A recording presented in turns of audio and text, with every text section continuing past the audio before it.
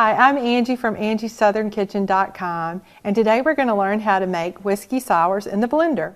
It's really easy, and of course I've never really liked whiskey sours until I tried them, and then I determined that I do like them. They are quite good because of course they are loaded with lemon and limes. And this is 3/4 a cup of Jack Daniels, and then we have 1/2 a cup of fresh squeezed lemon juice. And then we have 1/2 a cup of fresh squeezed lime juice.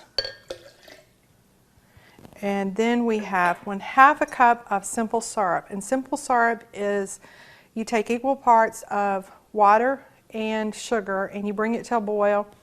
And once the sugar dissolves, then that's what you have left over, simple syrup. And then you're going to turn your blender on. It's going to make a little bit of noise.